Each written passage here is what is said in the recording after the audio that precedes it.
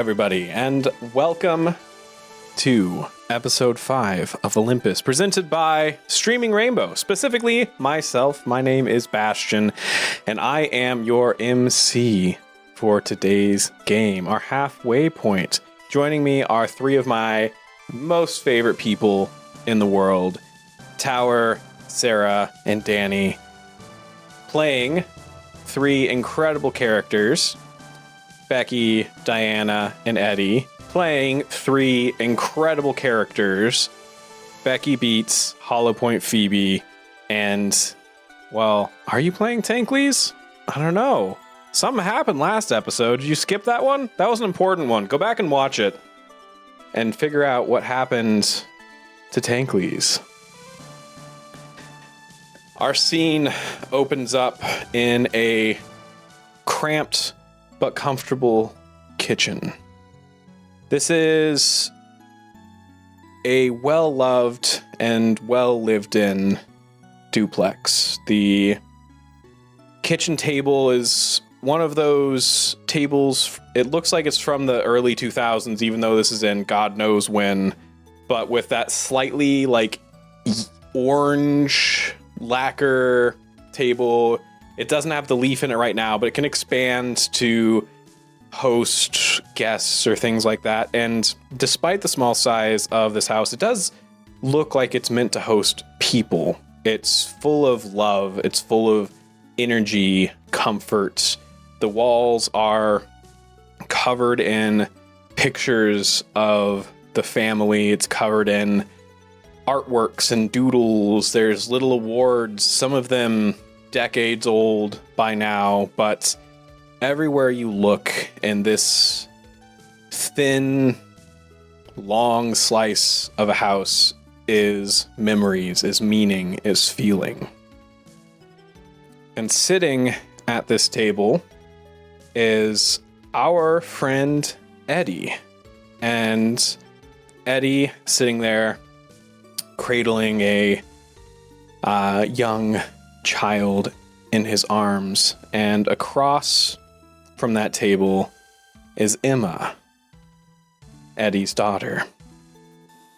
Adult, or, well, she'll never be an adult really to him, like, always gonna be his little girl, but right now she's looking at him with, it's hard to read the expression. It's a mixture of frustration and pity as her fists are balled up, knuckles white on the table. And how much PTO do we even have left? We have the family vacation coming up. We've been saving up what little we can forever. You're going to burn all of your PTO on this stupid game. Does it really matter that much to you? It's a game, Dad. I get it, Emma. I get it. But it's okay. It's okay. Let's try to keep it a little bit lower, right? I mean, Bobby's got to go to bed. It's just a couple days, right? I'm gonna pick up some extra shifts afterwards. Try to pick up a little bit of overtime. It'll be okay. I'm still getting paid. I mean, it is PTO, right? Like we're fine. It is important to me, Like I'm digging into this. I'm doing it with your auntie Becky, right? We're having a good time, but it's not just that. Like we're trying to figure out something that, could be pretty cool, right? And I don't want to keep doing what I'm doing forever. And is it even safe for Becky to be using VR? I asked, and we need you here. Okay, well, you're staying up late. Yeah, like I can't. I need to be able to go to work. I need to be able to go to school. And I need someone I can depend on to care for Bobby. And if you're up all night chugging energy drinks and playing games, then what the hell am I supposed to do? I know. I mean, look, I would never do anything to put Bobby at risk. I know you wouldn't. I hear what you're saying. It's fair, and I never want anything that I do to get in the way of what you're trying to do, baby. Look, I know that your abuelo, your abuela are not as young as they used to be, but they can help out a little bit. Your Bobby's tough, you know what I mean? Like I can go a couple days without a lot of sleep, and it's all right. I can it's my choice. I don't mind it. I love being with Bobby. I love you, baby. You know, like I don't. It's just something that I need. It's just something that I need. It scares me to see you like this. Okay, I've seen you fall into obsessions like this before, and it never ends well for us. I know, baby, but I'm not spending any money on this. You know, it's free. Like, I mean, it's free now. Like, you know, it's just what it costs to get it. It's a really good place to put my energy, right? Like, it's a healthier place to try to put all this. You know, it's got to go somewhere, right, baby? I mean, I don't try to put it on you too much. It's not fair. You had to see too much of it when you were younger, but like, I think it's actually good. Like, I feel good. I'm not doing anything that should be a problem for us. I'm just a little tired for a couple days. You know, it's okay. But I hear you, and I promise I'll get some sleep. I promise. If it's ever between Bobby and the game, it's obviously Bobby every time, right? You know, and I don't want. I mean, you tell me what you need. You tell me what you need, and I'm here for that. All right. Look, your Auntie Tina and your Auntie Jamie are also able to help a lot. I know that they have to go to work too. Your abuelo and your abuela are retired. You know, like, between us, we've got you. You're gonna be great. We're so proud of you. We're so proud of everything you're doing. You know. I know. I know that, Dad. It's just. It's just that, and you hear ding dong as the doorbell goes off, and never mind. We'll talk about this later. I assume that's your friends. Yeah. But hey, look, it's not just my friends. Your Auntie Becky is there. I know you don't know Diana yet, but she's pretty cool people. I think you'll like her. It might not be bad, actually, for you to connect up with her. I know this isn't like your world, but she's pretty accomplished. You know, like, she could at least give you some advice or something. I don't know. You know, she can hang. I'm gonna go ahead and get dinner started for the family. We've got a couple extra mouths to feed, it sounds like. Okay, look, Tina's gonna take Mortar for a walk, so you don't have to worry about it. All right, it's gonna be good, and I'll put Bobby down. All right. Thank you, Dad. And hey, Dad. Yeah. I love you. I love you too. I don't deserve you. You're too good. You're too good. I don't know how I got this lucky. No, you. It's go entertain your friends. All right. Thank you. And I go over to the door, and Mortar's just like barking his head off, just like running around, just like, yeah, no, I know. You could smell Becky, right? Yeah, it's perfect, because, you know, used to Becky, right? Like, Becky's always, you know, been around for a long time.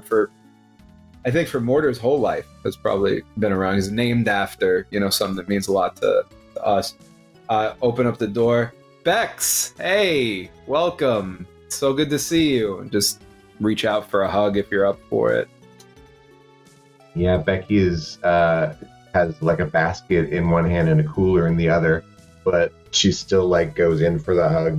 Oh, let me help you. Let me help you with that. And I'm like trying to grab the cooler while we give each other a hug, and I bring you in, and the dog's on top of us.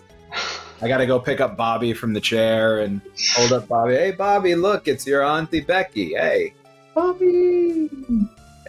And a couple of people, roughly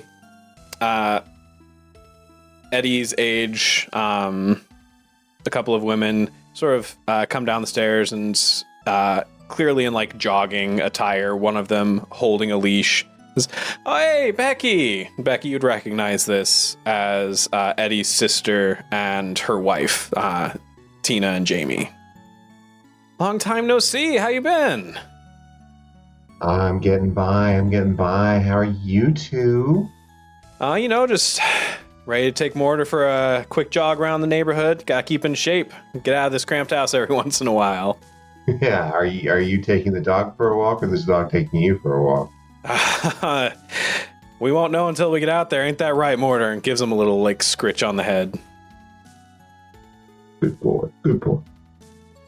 Hey, it smells like we got some mac and cheese with hamburger cooking for dinner. Cooking up enough for all y'all. I know you got some heads downward. Got to make the most of your PTO, ain't that right, Ed? That's right. That's right, Tina. I, gotta smoke them when you got them, right? That's exactly. you do it. And then she goes to scritch your hair just like she scritched Mortar's. And I actually just go into it and I'm like, like give it. Like, hey, we're gonna be passing by a convenience store and probably gonna pop in for a little bit of soda. It looks like you have plenty of supplies here, but if you're gonna pull an all-nighter, just let us know. We can pick up some stuff while we're there. I mean, honestly, you can never have too many energy drinks, right? So if you, I mean, my doctor says you can. You absolutely can. Like, what does my doctor know, right? Like, it's all right. And who is this a new auntie? Oh, I'm so sorry. Yeah, this is Diana. Diana, this is my sister Tina. This is her wife Jamie. My daughter Emma is back there, and this little munchkin here is my little grandbaby Bobby. Tina, Jamie, and Mortar over here is our first grandbaby, right? And there will be a quiz, so once we get back, make sure you have it all memorized, okay, Diana? Yeah. You see it, Tina, Jamie, Emma, Bobby, Mortar. Mortar's the dog, that's okay. Whew, hi. Sorry, Hey. Your house is lovely. Like, this is all just... Thank you. I think I've gotten too used to living alone. I think I've like, my parents' house is like this, and it's just like, whoo. Oh, sorry. Yeah, they're not. Yeah, they're not out here right now. They're in there's like an in-laws quarters thing between the two sides of the duplex. But that we set up. But my parents live with us also. You'll meet them at some point. I'm sure they'll come out when the food is fully ready. Raul and Isabel. Two more. Okay. Raul, Isabel, Mortar. Okay. All right. Oh, let's come on, Mortar. As the two of them sort of squeeze past you in the thin hallway. You know those duplex hallways. Squeeze past and give Becky a gentle hug on the way by, and go out on their route. You begin to hear the sort of sizzling of the water as it begins to boil, as Emma starts preparing the family-style meal. It's clear that the family doesn't make a whole lot, but does a lot with what they make, and really stretches it and makes it work, and really cares about what's important to them, right? Yeah, we've been here for a while, since Emma was pretty little, and I don't know, we like it. I know the parking can be a little bit annoying outside. We don't have a lot of space here. I hope everybody was. I mean, I don't know if you drove. Maybe you took the train or something. Yeah, no, thank you for coming out here. I really appreciate it. Bex has been here a bunch, right? Which is very, very kind of her. But yeah, no, super, super glad to have you in our home. If you need anything, if you got to use a bathroom, just let me know. It's right down that way. Feel free. Está en tu casa. You're at your house. You're like a volcano of hospitality. It's overwhelming, but I'm so glad. Thank you, really. You're welcome. You're welcome. Volcano hospitality. I love that. I mean, it's what I strive to be. I don't know if I've ever gotten a better compliment than that. I appreciate it. It's just all over. It's just everywhere. It's over everywhere and so much. Magma in the form of hugs, is what I'm going for.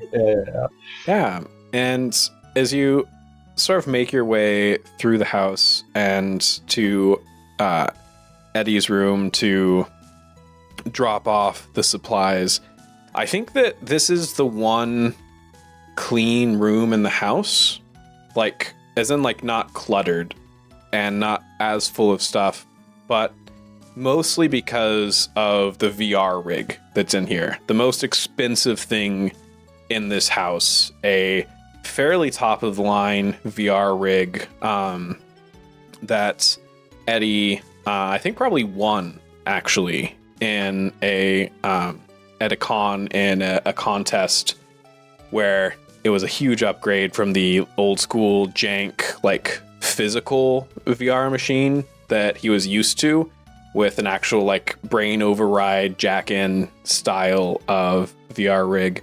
But it takes up the majority of the room, this top of the line thing. It was a whole mess with a crane and disassembling and reassembling to actually get it into this room here on the second story, but they got it in there. They made it work. And it is one of the like most precious possessions, but also one of the most strife causing, you might say. There have definitely been several nights looking at student loans and browsing marketplaces for just how much this thing could sell for, and it's a pretty penny. Yeah, the room actually has, because it's my bedroom. You see there like a futon on the side that's almost like a cot in size, like it's a very small futon that's converted into seating right now, but it's clearly the only thing that could be a bed in the room, right? There's a small closet. You see some free weights on the floor organized in a corner. Just little like dumbbells and stuff like that. Nothing too fancy. And then, yeah, this incredibly, impeccably well taken care of rig. And that's basically the whole room. The only stuff that you see up on the walls has to do with a few games and family photos and things like that. Yeah. And I want to paint the scene, which we haven't done in this game yet, but paint the scene as a mechanic from Brindlewood Bay, where I want to go by each person, and I want each of you to inject a little bit of something here into the fiction, into Eddie's story. And as we walk into this fairly Spartan room, there are a few things in here. So what immediately draws Becky's eye? This question's going to go around the table.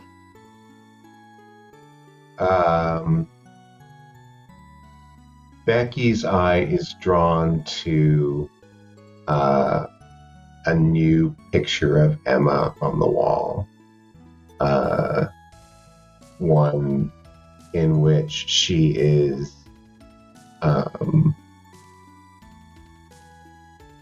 just dolled up and looking like the adult that she is becoming, in contrast to the sort of younger pictures that are also there. And she sees that and smiles, because one of the precious things about Eddie is his family and their connection together. It's something that Becky doesn't have herself, and so she sort of sucks onto it, you know? Yeah. And what does Diana notice? The wallpaper is pretty unassuming, but it's not, and so it doesn't stand out too much, leaving a lot of the walls kind of feeling a little blank. But near the door frame, there is a crude crayon drawing of a tiger standing next to a man with a large spear, is the best presumption. And Diana can tell that it's old. And not only is it an old crayon sketch on the wall of Eddie's room, it seems that it's been gone over a couple times, as if somebody wanted to preserve this primitive sketch for what it was. It seems that, like, there's multiple marks of crayon having seemingly meant to preserve it. Yeah. And Eddie, this is your room. You've been in here countless times, but coming back into it this time, bringing Diana into it for the first time, bringing Becky into it. What draws your eye? What catches your attention? So I didn't do as good of a job of cleaning up before they came in as I thought I did, right? Like, I thought I'd shoved a bunch of stuff in the closet, but there's actually still like a little bit of the like clothing that I had scattered around, tucked under what will be the seating area for them, which is our bedding, and a little bit of the sheets still under there, and I feel a little embarrassed about that. Mostly with regard to Diana, right? Because like I'm asking her to sit here on what is supposed to be seating, but is also my bed, and I don't want it to feel like a bed, and there's still a sheet there. It's connected in there, so I sort of like move in, and I'm like, oh, I'm so sorry, I got caught up with the baby, and I didn't finish tidying up here, and I'm just gonna grab a little bit of those sheets. And when you see me pick up, there's hoodies mostly that are in there. Some of them are sleeveless, some of them have sleeves, some of them have the zipper, some of them, don't. But it's very clearly that like Eddie's like a hoodie person, like it's very like into it. And then, he's a bit of a hoodie guy. Yeah, and there's different colors to the hoodies, and there's patterns. You can't see it all very clearly. It's kind of bunching it up fast, but Bexy would know for sure that like a bunch of these hoodies are actually like themed for different games that we've played. Including the one he puts most of it away. He's going to put one on over like the kind of more tank toppy thing that he had on, and that one is actually going to be from the same game that Mortar was named after, which Bexy would recognize since we played it together like all the time, and still sometimes when we're feeling like it, grab it up. Yeah. And as you sort of settle in, Diana, your phone has been going off since the post from Eidolon's Ascendant. Your boss is pissed that you didn't break that story and that Eidolon's Ascendant did, and that so many of those clicks have gone to that forum post instead of game sonar, and is essentially asking you to work double time and figure out what's going on with these Hydra things and to put something together. And you check your phone, expecting another blow up from your boss asking like, why aren't you in the office? Like, your VR pod is empty. Like, clearly you don't care about work, and this new generation just doesn't understand what it means to work hard, and like, this is why you're never going to make it as a reporter. But instead it is a forum message from Kalis that is essentially a formal invite to Eidolon's Ascendant. It says, hey, like, I thought that I had recognized your name, and then I remembered reading one of your articles that you posted from the Hollow Point Phoebe alt. I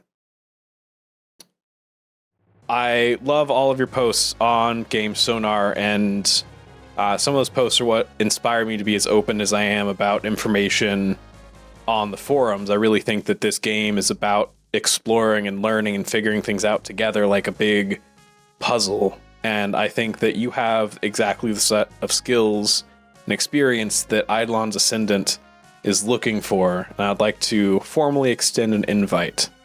Your friends did not accept my friend request, but assuming that they're of the same caliber, I would be happy to extend them invites as well. Please, no immediate response necessary, but think it over. We could do great things together.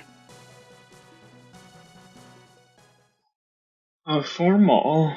He really is a knight in shining armor. It's really fits the mold. Eidolon wants us to just be under their thumb. Feels a little simple. Feels a little like, I don't want to say unnecessary, but I'm gonna say unnecessary. I mean, of course they do, though, right? Because like we rolled in, they couldn't hang, they couldn't deal with what was going on. We clearly outclassed them with what we were doing, right? Like they need us, But it's also not that simple anymore. Like it was when we were like searching a game that we all knew, Yeah. and now we're jumping into like a whole new like. It seems like a phase of the game. It's. Yeah. I mean, how are we gonna like be able to like? I'm. It's so yeah. It's not that. I'm gonna Richard to do that. But yeah, it's not that simple of a decision anymore. Yeah, look, I mean, I hear you. We all know we can't trust these folks. We definitely can't trust Kalis, right? I mean, I'm not saying I don't want to paint with a broad brush. There's a lot of people in this guild. I'm sure some of them are decent, players just looking to have a good time. They have a lot of resources we don't, right? Like we know that they've got this like farm level guild with a ton of players that they can send out to scavenge information. They're basically using like human bot crawlers, right? Like to grab stuff up. We can't get that kind of info that quickly. And I'm sorry again about what happened with my character. I know I'm hobbling us a little bit. I'm doing everything I can to make up for it and make it so that we're not going to lose any more time. But I think I put us a little behind the eight ball, right? When it comes to that. So again, I'm sorry about that. I'll take the hit. Don't feel like we can't take this opportunity just because I don't like these folks. That wouldn't be a good decision anyway, but especially since this is kind of my fault. Like I don't know, just know that I'm down for whatever you all think is right. Right? We'll figure it out. I'm gonna make sure that I pull my weight. And I mean, if I got to put up with Kalis and his bullshit and whatever for a little while, let's just. I would just say, like, let's not make the mistake of coming to think that we could trust them at any point. Is what I'm thinking. We can deal with them honestly, but like, at a distance, make it transactional, just get what we need from them, decide what we're okay with giving them. That's my 2 cents. But Bex, what do you? I don't know. You're better at this than I am. What do you think? I think you talk too much. I think I'm gonna have to second that, Eddie. Yeah, especially when I feel self. I'm sorry. Do you want something to drink? Can I get you like a water? Oh my God.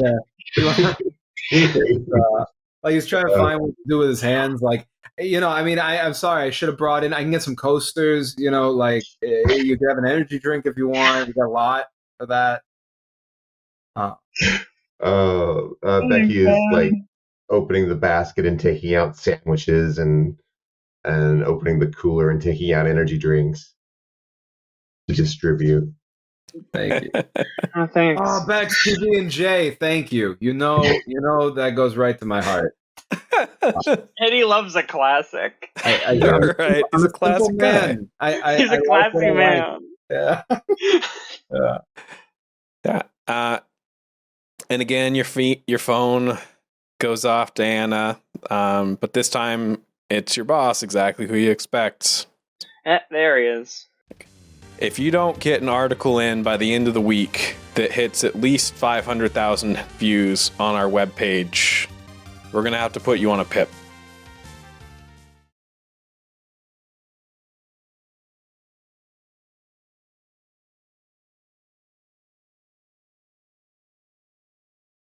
Above table, a PIP.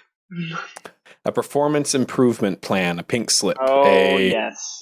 You have to do this within the next 30 days. You're being fired. Forgot about the acronym. Okay.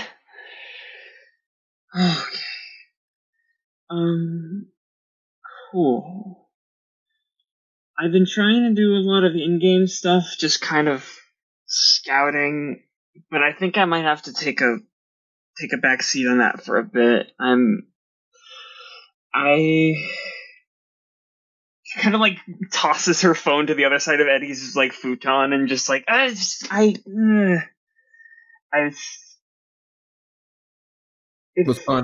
going on?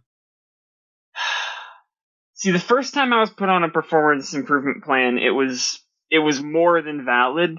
This time they're just not getting what they want. They're not getting the views that they want. I have to shit something out by the end of the week. I have to do something, right. And I don't. Well, We could just recount the things that we did, but I don't know how much of that we want to work with. Or, hear me out here. What if both things that just came through are opportunities when you put them together, right? Like, okay, Kalis runs the biggest guild in this game, right? What if what you write is like a profile of Kalis, of the guild? You use it as a way to talk about this whole situation, but maybe focus it on like what they know, not what we know.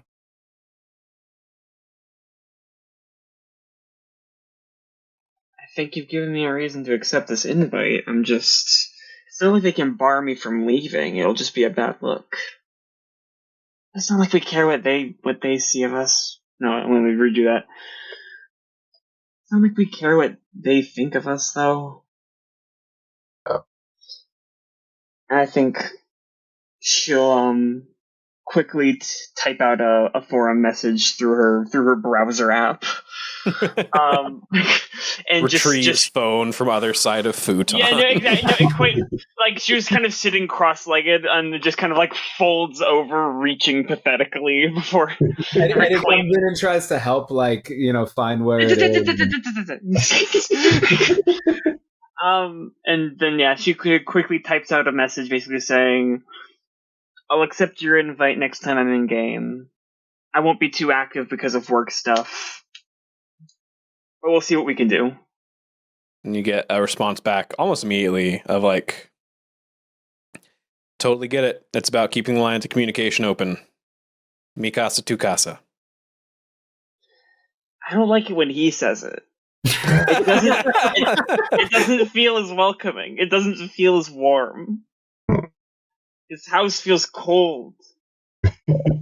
And you hear a thump, thump, thump, thump, thump, thump of something against the floor as Emma bashes the ceiling for her, the floor of the room, with the end of a broomstick to signal that food is ready. Y'all hungry? Hamburgers, mac and cheese? So hungry. Dinner of champions, right? Half-eaten PB&J still in hand. It's like, as I'm eating a PB&J, I'm like, I'm starving. I think she does have the moment of like, I don't want to waste these, but like, it's not dinner. we're gonna be at this for a while, like we need to keep up the calorie intake so we can stay sharp. Oh, good point. Yeah, I'm ready. And she pops up. You head downstairs and you see the abuelo y abuela of the family, Raul and Isabel, are already seated at kind of the heads of the table. They are young to be great grandparents, but still very old. As they sit there, Isabel looks over and in the way that only like a doting like Hispanic mother could, like immediately up out of the chair and like hugging Becky, like adjusting her clothes and rattling off a string of Spanish. I think Becky's probably picked up some Spanish since joining, but a whole lot of like, oh, have you been taking care of yourself? Oh, you're so skinny. Make sure you, like, we have extra. You take a double serving, take some home. You need to make sure you're eating. It's really important that you eat right now. And yeah, like, I think I break in and I'm like, in Spanish, I'm like, Mommy, we'll give her a to-go thing. Like we always send her home, some food. It's all good. Relax. You work too hard. You and Papi need to take a little time to enjoy yourselves. You've been working your whole lives. Let somebody else take a turn. Right? What do you think? Is that okay? She kind of like rolls her eyes and like shoos you away and like wraps an arm around Becky and like seats Becky like next to her. Isabel only speaks Spanish, can understand a good amount of English, but never really learned to speak it. Never really needed to. But when necessary, Raul like helps translate or like fill things in for her, and they're an incredible partnership.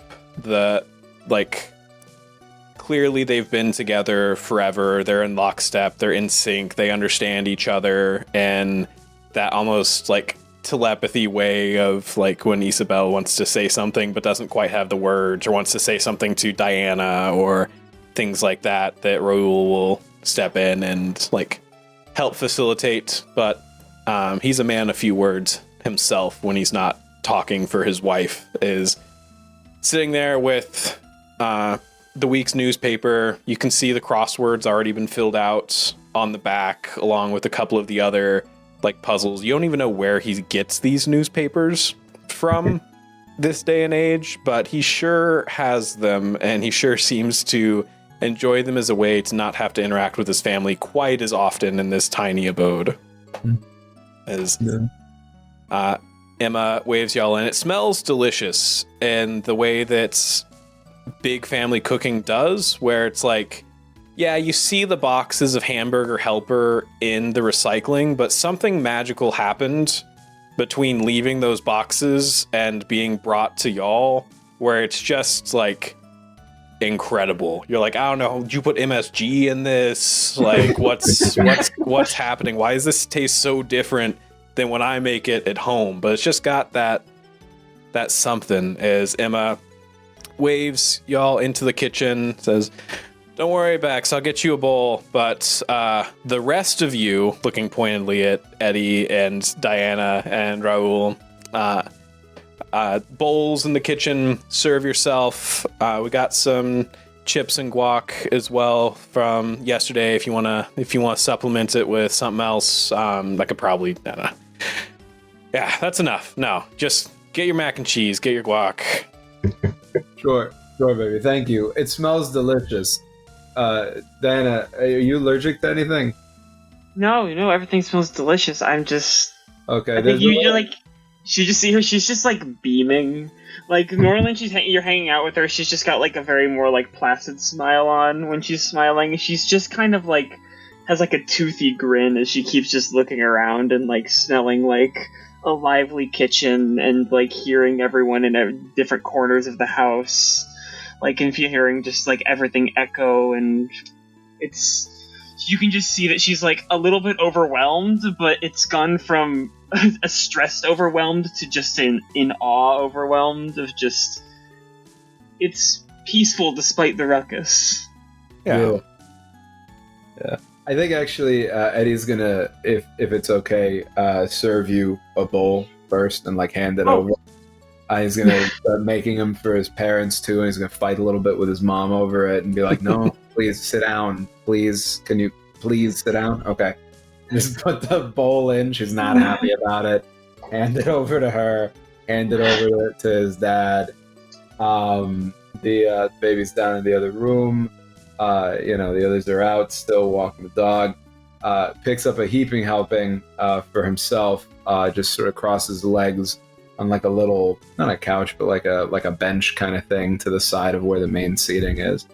And just looks big smile on his face, and pats the seat next to him for Becky to come over if she wants. Hey, Papa, save some for the rest of us. I need my energy, right? These gains don't gain themselves. That's all I'm saying. Like, I've been telling you, your whole life, you gotta take in the calories to build up the muscle, And Isabel leans over to Becky and is like, if he went to the gym less, he might have a girlfriend. Yeah, I mean, I told you that I have everyone I need in my life right here in this family. I'm perfectly happy. I love my time, but I appreciate it. I know you don't want me to be alone. The whole he's leaning over to Diana here because Becky's heard this a million times. It's a whole conversation in this house all the time. Everybody is so concerned about, are you going to get a girlfriend? You're going to get a boyfriend? You're going to be with somebody? Everybody wants me to be paired up, and I'm just happy being me. You know what I mean? Like, I just want to take a little time, be with the munchkin, be with my family, but they won't listen to me. I mean, like, especially like from anyone else, Eddie, it really does sound like cope. I mean, okay, fair. I'm gonna call a goose a goose. I don't know what to tell you. It's Raoul, fine. still behind the newspaper, is like, you know, she's a good fit for you. She can put you in your place. Yes, Poppy, she's a very accomplished and intelligent woman. You see her freeze, like you see her freeze, like there's a fucking bear in the other room staring at her. I think Eddie looks over. He's just like, sorry. I'm very sorry. He's like fine. this. It's just the last thing I was expecting, and she just kind of tries to put her hand up to her mouth to stifle a laugh. Eventually, just take it in stride. Oh boy. Then Emma points her fork at Becky. Says, "You better make sure that Dad doesn't fuck up our family vacation again." Okay, look, one time, right? Like, just okay, 2 times, but it's not going to be a third time, right? It's not going to be a third. We're going to be fine. She's worried that I'm going to run out of PTO. I'm good though, Like, I have enough. I've portioned it out. As long as I hit what I'm trying to hit in 48 hours, it's just the 2 days. I'm taking sick days, right? Just called in a little bit of that, But what if you actually get sick and now you don't have the sick days for it? What if literally anything goes wrong? I mean, but you can't live your life like that, baby, because anything can happen at any time. Like, you gotta. But you're not living your life. You're living in this virtual game in your Nintendo upstairs. Yeah, I know, sweetie, and like it's, I get it. It just, I think it's a great thing to be able to like embrace people for who they are and what they love, right? Like even when you don't love what they love. And I'm not saying that in any kind of way. I just mean like, I promise you, this is healthy, and the second it becomes not healthy, I will stop. Right? You better. Yeah. Okay. Yeah. I will, and you know what your doctor said about those energy drinks? Yeah, 2 a day max. 2 a day sounds a little rough, but okay. Look, if it's gonna make you feel any better, I just gotta hydrate, right? Like more than the energy drinks. If I'm drinking a lot of water, my energy is gonna stay up anyway, right? So like, do that. Get up every so often. A little bit of calisthenics. Get the blood pumping. Like that's okay. I'll make you a deal. All right. Okay. You famous dad deal. You try your best. I know this is going to be really hard not to worry about me for the next 48 hours.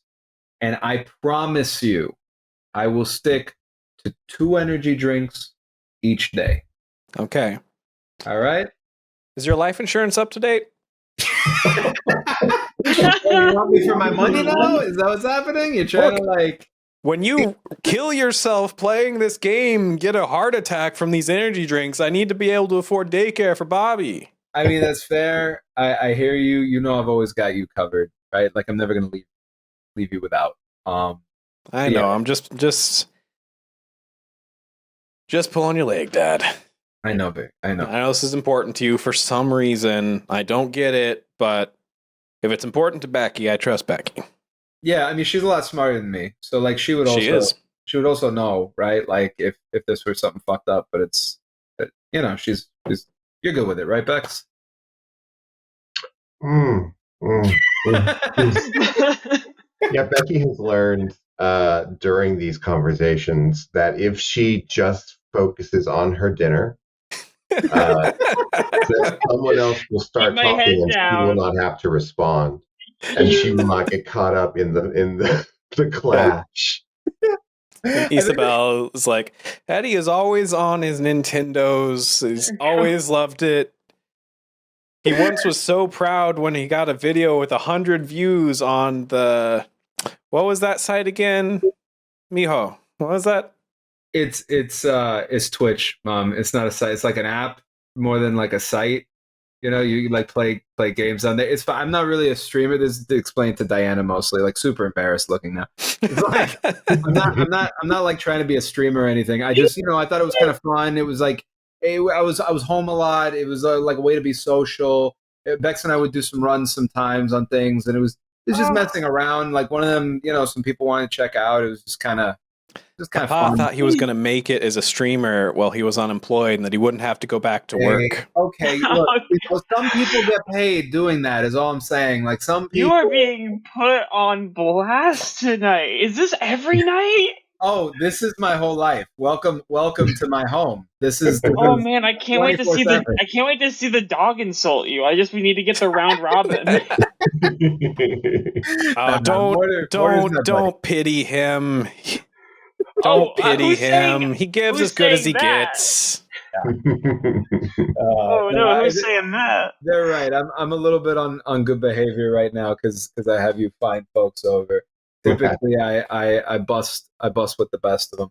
I will say I'm very proud of my daughter. I'd like to spotlight her for a second, give her a little bit of love in a way that I'm very confident is going to embarrass her. She's a genius. She's much more like Becky than me, right? Like she is just whip smart. She's killing it in school right now and working at the same time. She's got an amazing paid internship, really, really prestigious, really difficult to get.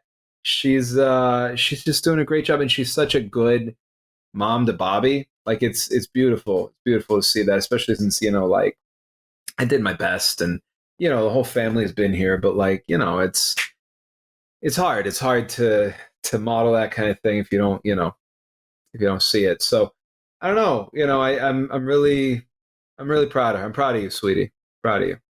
You're disgusting. You see, it worked. You see, I did the switcheroo. I went the bueno. I went in the nice way, right? We got to the same place. I couldn't have done it without you, Dad. I appreciate that. As the loud family dinner fades out into the background, we fade in with the white login screen blinding. It's something about the calibrating the optical nerves with the full spectrum of light that makes it so blinding when you first log into the game. But the white fades out and our crew is split. So we start with Eddie. You're here in Labyrinthos. You've been grinding your way up, power leveling, following what guides you can. Everything's different now, so Diana's guides and advice are helpful to an extent, but the whole surface of the world has changed. Zones have moved, leveling, and the levels of various zones are completely different. So there's a lot of sort of improving that you're having to do to get up to level. But one of the things you've been doing is getting in with this new faction, the Fist of Hephaestus. Give me an insight willpower. All right. You know how much I love insight. Yep, this is an open check and you want to do well. Copy. Can somebody put me in crisis real quick so I can roll a d8? Stab you see Phoebe on the other side of the world, like cranking the zoom on her scope. Yes. I got you, boy. Love it. Okay. Yeah. No. You know what I'm gonna do though? So I rolled a 6 and a 1. Okay. But I'm gonna use Lucky 7, which is a part of the new build, right? In the rebuilt now, Tankley's Reborn, right? It's mutant rogue Entropist instead of Esper, so it doesn't have any clairvoyance anymore. It doesn't have navigation, but the one level of Entropist does have Lucky 7. So you have a lucky number at the beginning of each session. That number is 7. Once per scene, after you perform a check, you may replace the value shown on one of the dice rolled with your lucky number, even if that would be an impossible result such as a 7 on a d6, which is the case here because the 1 was off the d6.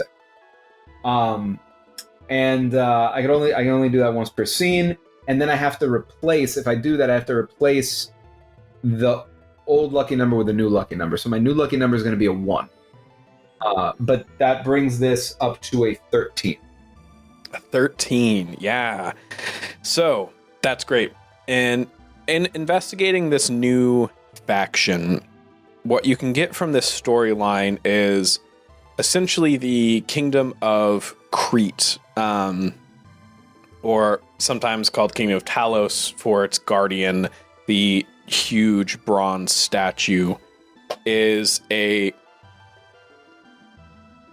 absolute powerhouse in this world. It's a dictatorship ruled by an iron fist, and also the most industrial kingdom on the mountain. It's got factories. It makes a lot of the like mechs and things like that are not like abandoned relics and things like that. And in the storyline, it's kind of implied that they're very much the like ends justify the means, like morally gray but mostly bad type of kingdom.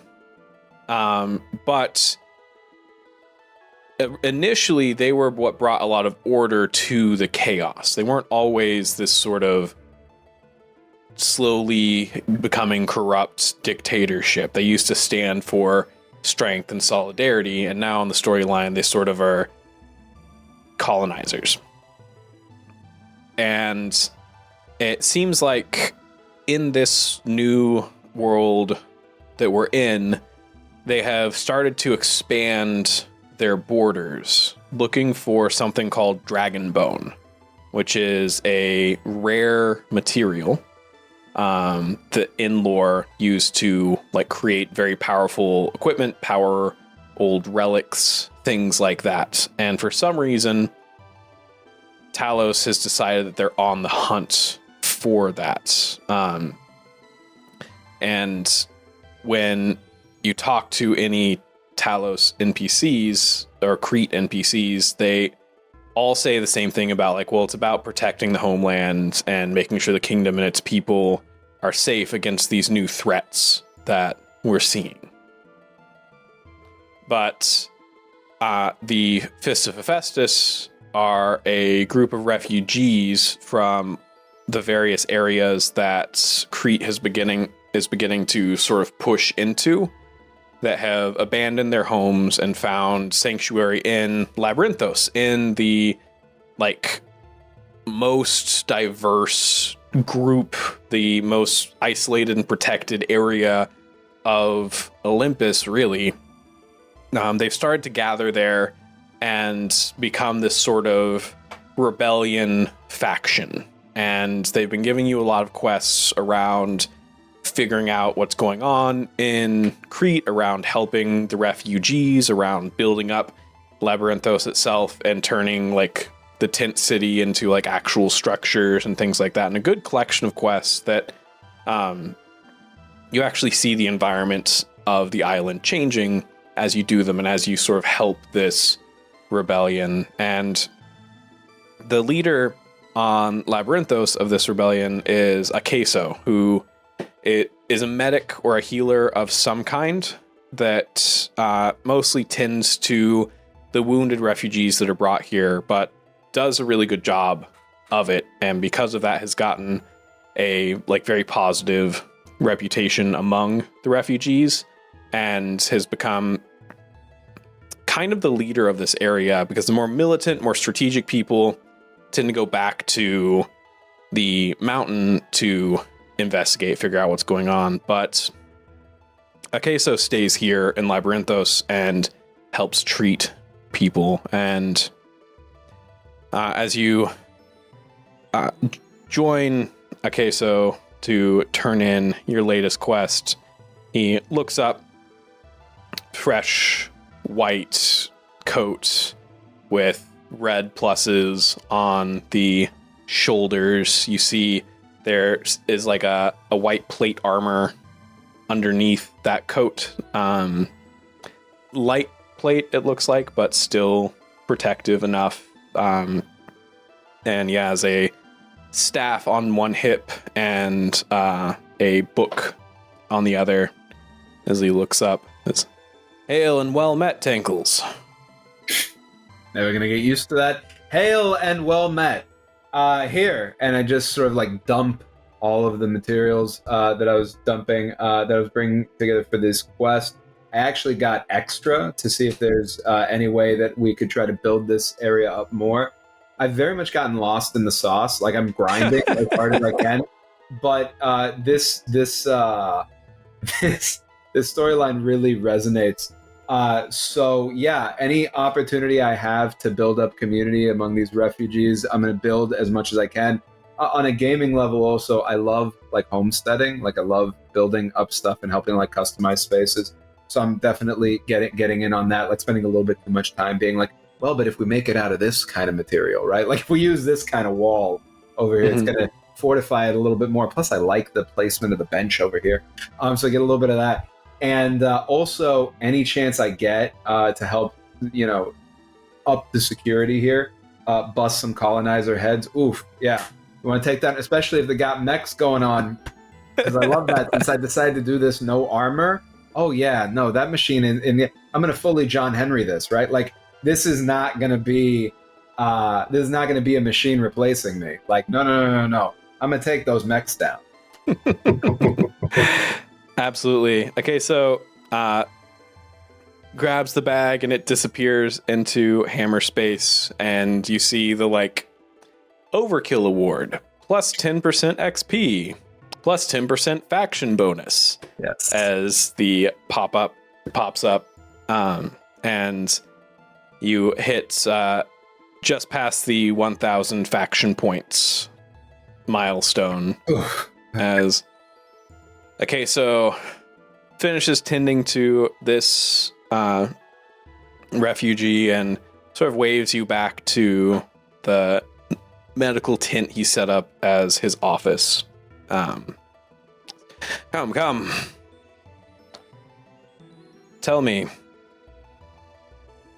what have you learned of Crete? Well, I got to tell you, it's not looking great, right? The Talos forces are pretty strong out there. We need to fortify our position here a bit more. Really try to maybe dig into the tunnels some more so that people can not just have to hold any given spot, but can strategically retreat would be my recommendation. So maybe we want to try to build that out.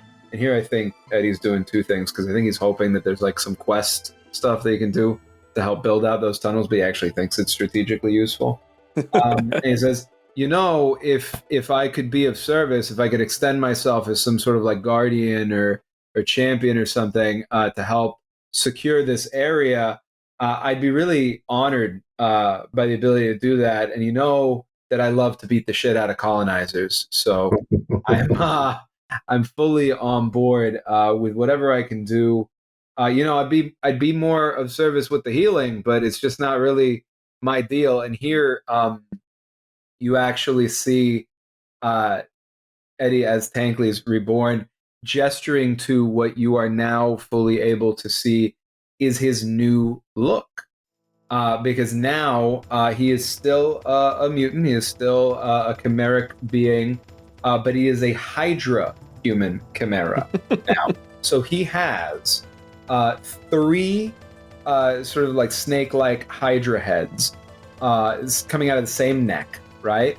His arms are muscular snakes coiled around themselves like knit steel cables, and his legs have scales of a Hydra while still being muscular humanoid shape, right? His torso is still a jacked, hairless human torso, and he's still super naked. He just wears the one belt as his second version of the same belt he had before. And he has a tail still, but the tail is now just another smaller snake coming out of his backside. And when he talks, you're noticing he can talk out of any of the snake mouths. So the 2 hands have snake mouths, the 3 up here, the tail back there. he could talk out of any one of them or multiple at once. And he's just kind of like messing around with that. Yeah. Akezo sits back behind a desk. You see a map of Olympus with several sort of notes notated on it. And you see faction check passed. And the Guardian, Talos, he still walks. You know, not for long. If I have anything to say about it, I'm just trying to get up to like fighting form so that I don't wipe on it.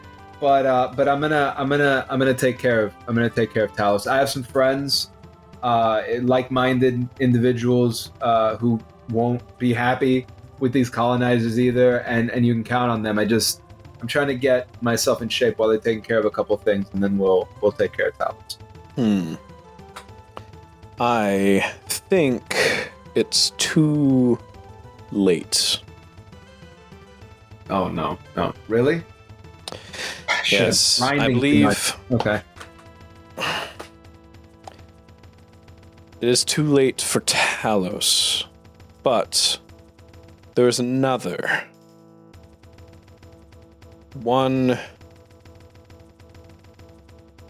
who also needs to be defeated. The Cretians, they hunt for Dragonbone, the legendary resource. If they get their hands on even a small portion, the damage, the magnitude, it could wipe out our rebellion before we get our footing. Now, Dragonbone has not been found in quite some time upon the mountain. But with the upheaval, I suspect that some might have been revealed. I've heard whispers of a guardian. One who must be defeated. But you are not yet strong enough. Okay. What can I do? What do you need me to do so I can get ready? Continue to support the rebellion. And in due time, as your trust continues to be gained, I will tell you more of what I know. Until then, he hands you a patch. It's a patch in the shape of a potion. Okay.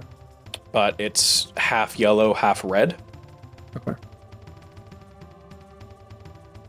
Apply this to your inventory, and it will give your first potion the effects of a tonic as well.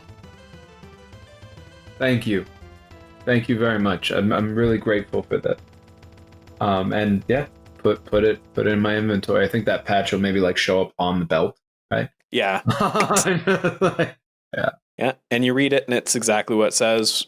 Once per encounter, the first remedy that you pull also additionally has the effects of a tonic.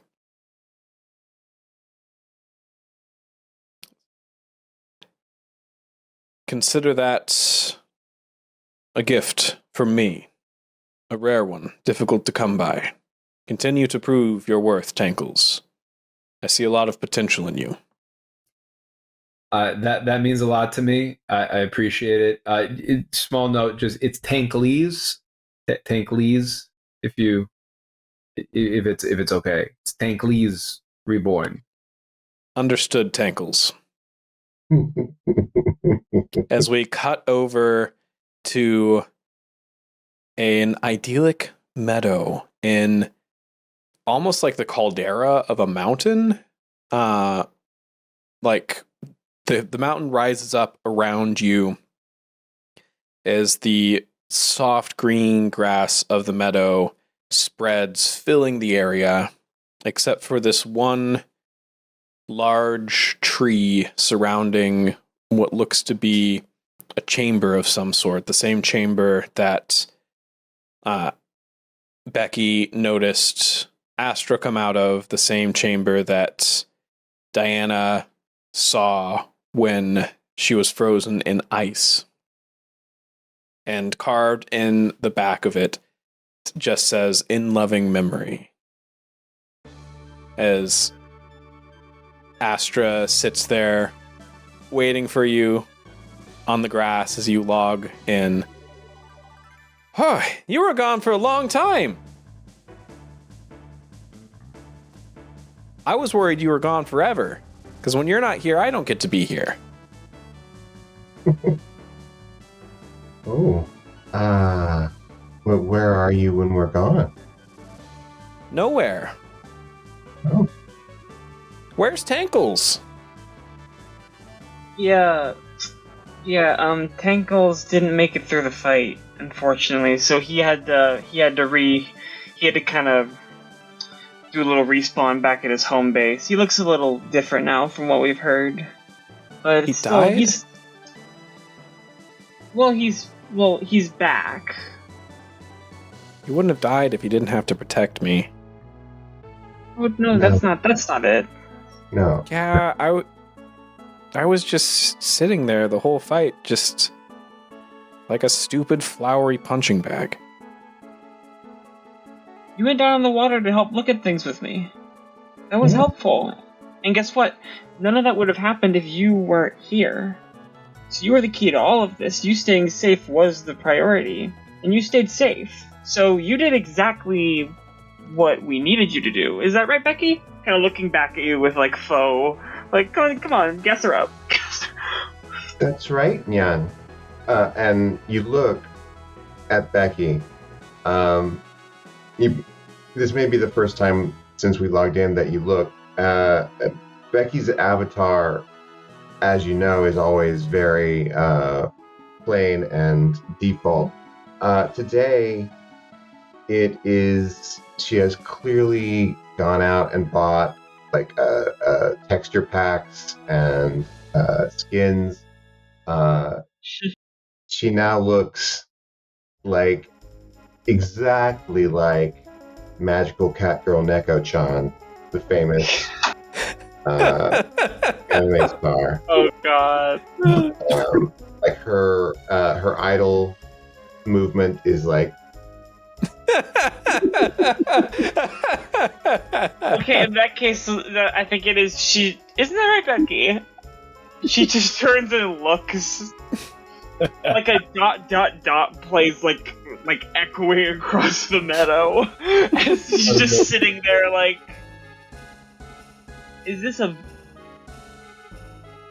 was this a bet? I realized that Eddie was like serious. Are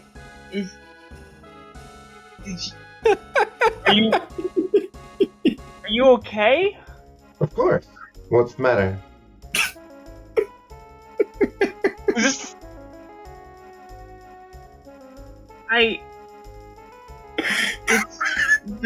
the this. That's new.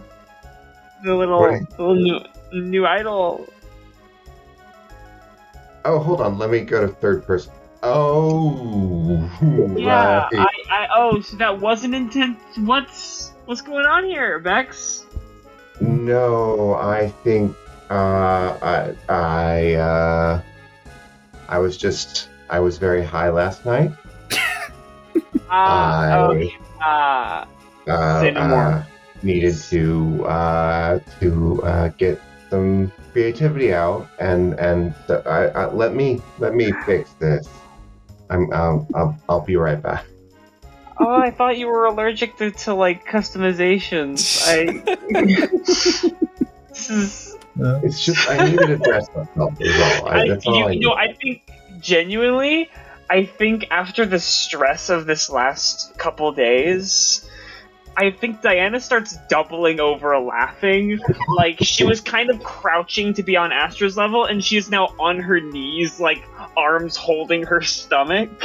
As she can hear, like, the jingling bells, and, like, the twinkle sounds as Becky, like, quickly goes through and starts to de-equip everything.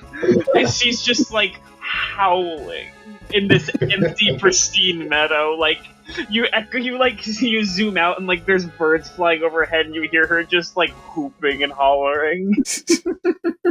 And Becky, as you go through your inventory and quickly equip and unequip the various cosmetics, you see an item. Something that you must have looted from Letheon, or like automatically looted when the server went down. You see an item in your inventory called the Frosted Mirror. Ooh, Frosted Mirror. Well, Yeah. Frosted what now? Frosted Mirror. Okay. What is its description? Yeah, it says, a relic of long past. It remembers so it can forget.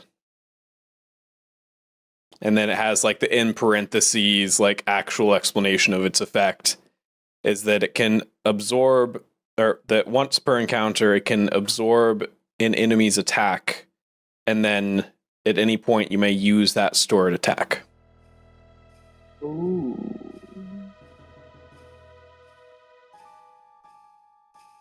Nice. And as you actually pull it out to look at it, you see in the mirror, faintly, it looks like how Diana described being in the ice looked. Not strong enough to make out any details, at least not here or not right now. But you can see it, the frosted glass, the what looks like writing. That is creepy. Okay. Did you get anything from the boss fight? What? Sorry, oh, ow. Let me see. Do I see anything in my inventory? Just the spare ammunition that Tankleys had picked up for you. Yeah, just the item that Eddie grabbed. Nothing. I don't see anything. What's the mirror? The frosted mirror. It remembers so it can forget. Aster, that mean anything to you? Like Letheon? Except Yeah. Letheon couldn't forget. Maybe this is his way of forgetting. Ooh. Nothing more to remember, I guess. There's tons more to remember. I'm going to remember you guys forever. I'm so You're sweet. glad. Just like I'm going to remember Tankles. Yes. Well, you'll see him again sooner or later. He's just... He's grinding his gears down in Labyrinthos.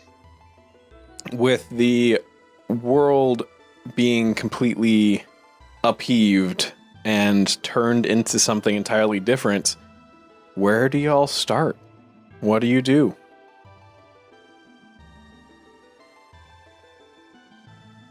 So are we able to be in like party chat?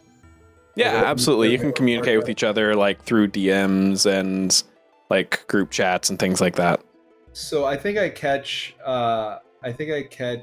Becky and Diana up on what's been going on and like how I've been grinding. Let them know about the quests that I've been given, the faction stuff, like full download on everything, with regard to all that, including the possibility that there's like a tasty boss fight that I'm not quite like I haven't quite gotten yet, but I'm working my way toward it. I don't know if it's going to be helpful for what we're trying to do, overall, or if it maybe just helps us like grind some XP or whatever. Might be a little bit of fun to blow off some steam in between like the more serious stuff, right? But let them know about that, and then also say like I'd love to come to you because I know I'm like the odd man out right now, but I don't know if I can even like really get off of Labyrinthos right now, or like where are you?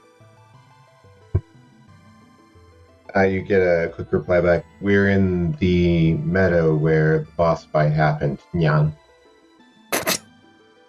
And it's like the meadow where the boss fight happened. That used Sorry, to be... I forgot to turn off that mod. Nyan. Did you get high last night? It was a heavy pain night. Okay. I'm sorry, but I will say one thing, Diana. I'll tell you, you haven't had the pleasure yet, but Becky getting high is very funny. It's a very good time. I'm just sorry I missed out on Bex for real. Like when you're having a night like that, if you need me, you know, like you can, I'm here, right? I know. Yeah, but yeah, super funny, Diana. Like seriously, like you got to see it. It's the best because Bex is always so together, and to just watch that go a little loopy, oh, it's so fun. It's so fun. Yeah. Diana just sees chat message after chat message come in from Tankleys across the world, and it's just like a second spout of laughing. It's just kind of like come through before she just eventually responds like, "Sure, sounds great."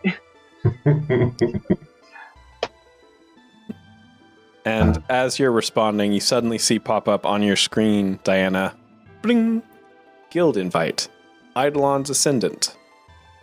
Oh, there it is. Okay, well, they are based in the Kingdom of Crete, if I recall.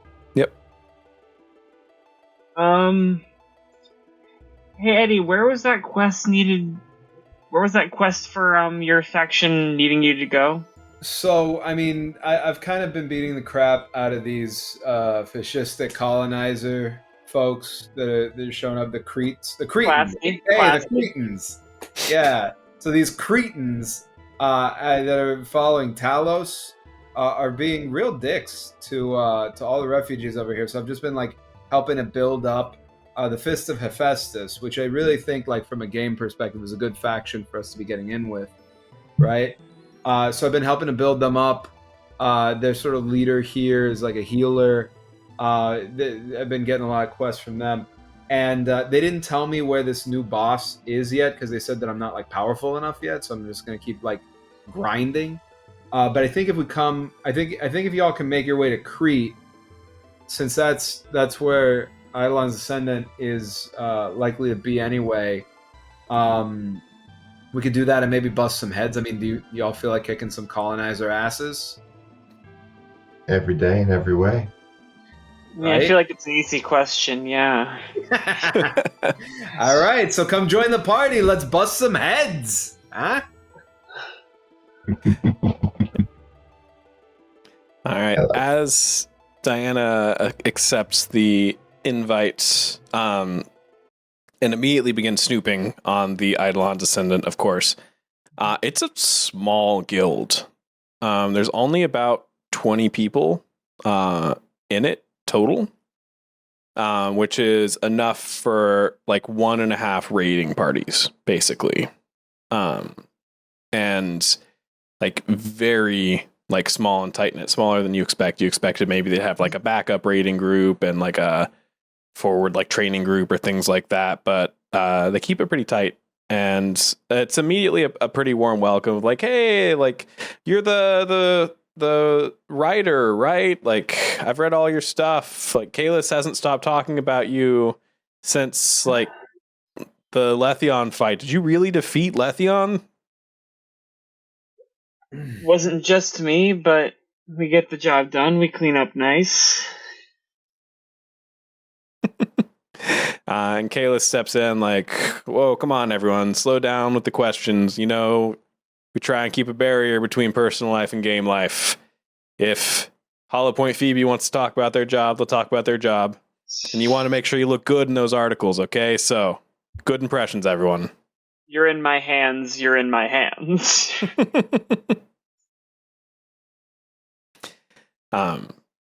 But yeah, we're investigating some rumors right now about Talos. We suspect, based on the world timers, that the Talos event is going to start up here pretty soon. But always good loot there. Hoping to get some rares to buff us up for whatever. I guess we've been calling them Hydra heads. Whichever Hydra head comes up next. Makes sense. What's so special about Creep besides the event happening? Is it connected to the Hydra heads in particularly, or is it just kind of where it's popping up? Give me a willpower roll. Can do, buckaroo. I'm not very good at those, but I'm sure gonna try my damnedest. Yeah. Oh, that's a fumble, Chief. Oh no! Oh, All right. For this fumble, I think you give the information that Eddie has shared. And a sort of like quid pro quo, like, I'll give you info if you give me, in a way to like get in with the group and give this like bit of info on the Fist of Hephaestus and like what you know about the like world events and world changing. The question I have for you, Tower, is does Diana say that she's using that information for Eidolon's Ascendant, or does she keep that to herself?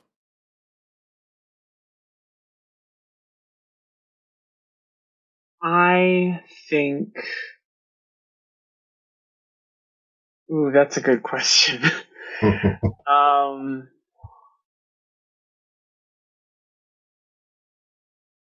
Sorry, I'm just gonna need a moment. I'm weighing my options. I think she keeps it to herself. Yeah, absolutely. You give up some information on what Eddie shared, some information on like the Letheon fight. You're gonna make an article about it at some point, anyways, right? What's the harm? It doesn't really mean anything. Mm-hmm. It's fine. It's fine.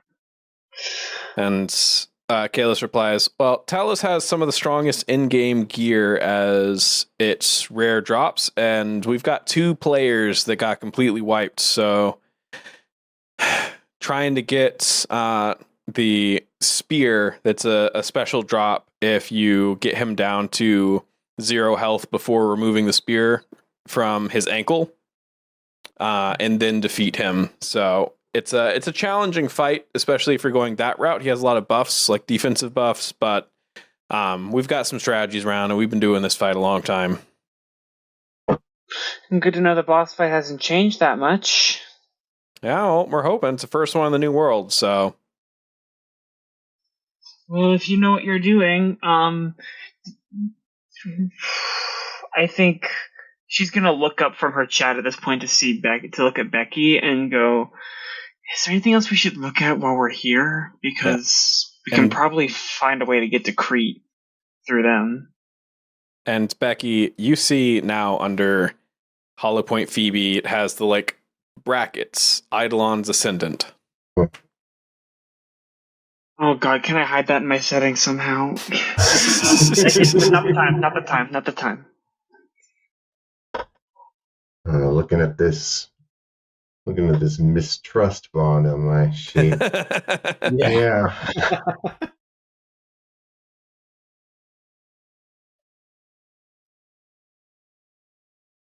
Just get any information you can get.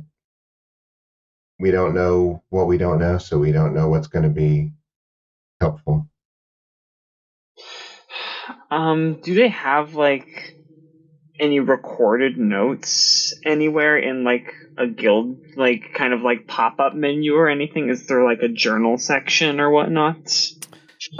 There's not a journal section, but you see in the guild chat as they're kind of talking back and forth, they reference that they have a guild wiki. Okay. Okay, so I can reference that to see what they know. Cool. And to clarify, the cavern in the it's adjacent to the meadow. That's to the place where the fight was. This is where the fight was. Okay, sorry. But instead of a lake, it's this meadow now, and you see there's a cave that will presumably take you back outside of the mountain. Okay, got it. I misunderstood. I'm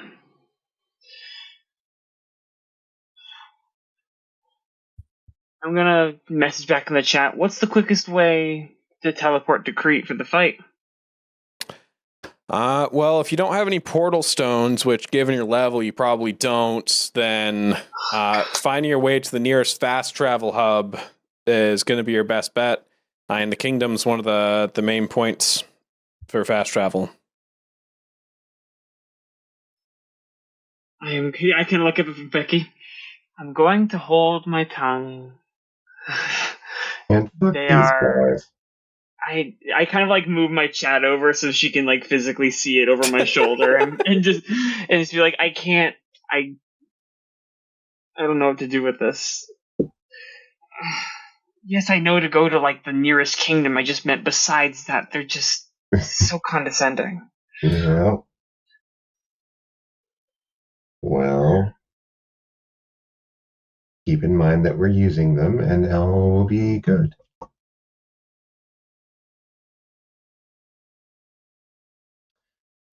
Shall we go? I think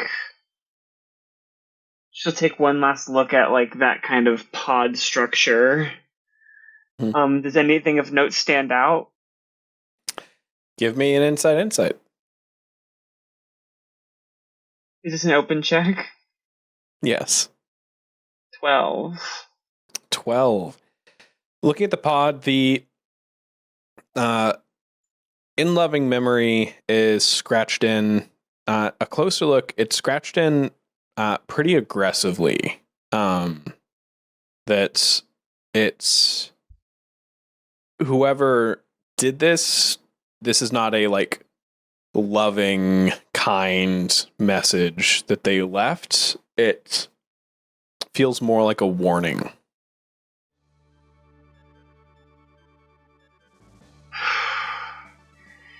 Yeah, I think let's go. I don't think there's anything else for us here. Come on, Astra. We're going to Crete. Yay! What's a Crete? As you make your way back out, the cave's no longer full of snakes, but full of these rabbits that are about the size of a person.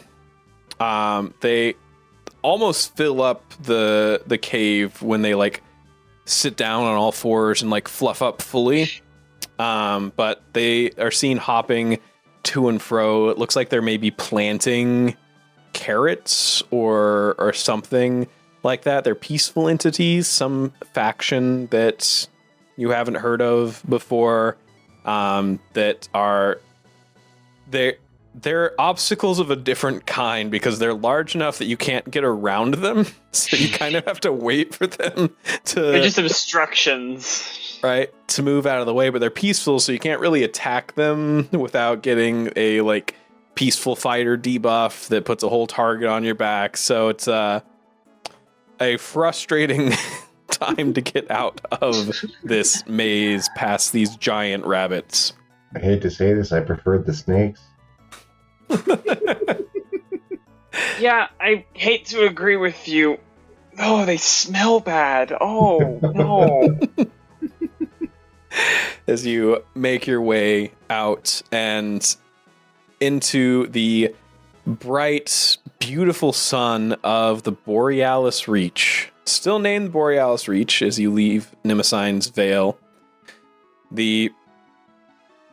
It's all like meadow and prairie. There's these beautiful fields of flowers that sort of flow and sway gently in the wind. This seems to be a low-level zone now, as opposed to sort of a mid-level area.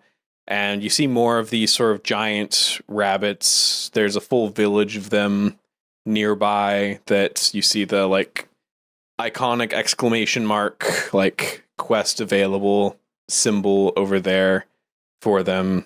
But more importantly, you see a fast travel hub in this little village that you're able to go and register and get yourself to Crete. There are a few like starting zones, basically, that are these main hubs that you automatically get access to when you start the game, and Crete is one of those. So the Old Garden is also one of those as you hop in and make your way to Crete. The kingdom itself, very stark contrast as you eject from the Sol network in the middle of smoke and smog. It smells like metal and oil and dust as you look around the cobblestone streets. You see they fully skipped cars and went straight to mechs as their main form of transport. So you see the equivalent of like a bus mech that's this like quadrupedal thing with like almost like a ship's like what are they called? Masthead? Shiphead? Sure. But like the front of a ship, this like robot face at the front that's like,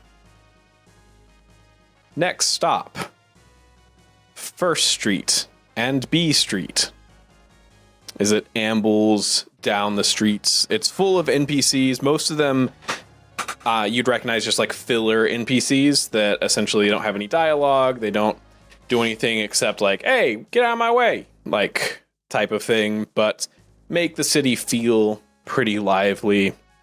A lot of the shops here are actually run by players and craftsmen, and it was initially like pretty easy to get a spot. Now it's gotten pretty hard to get a spot. You usually have to get an instant spot.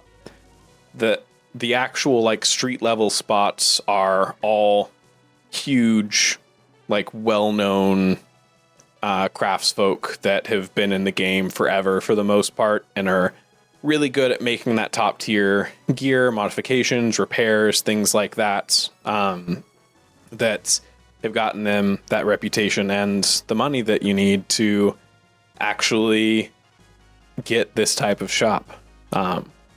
But yeah, in all of that hustle and bustle, Phoebe, you see that a pretty big contingent of Eidolon Descendant is also in Crete, and there's this church-like building near the town center that is basically like a town hall, and Eidolon Descendant owns the second story and up of that building. Gotcha. So they're already here. I mean, what kind of information do you want me to pry out of them?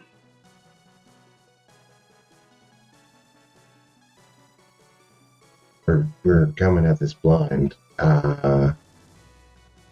If we give out information to try and hook on to, that gives them something that they shouldn't have yet.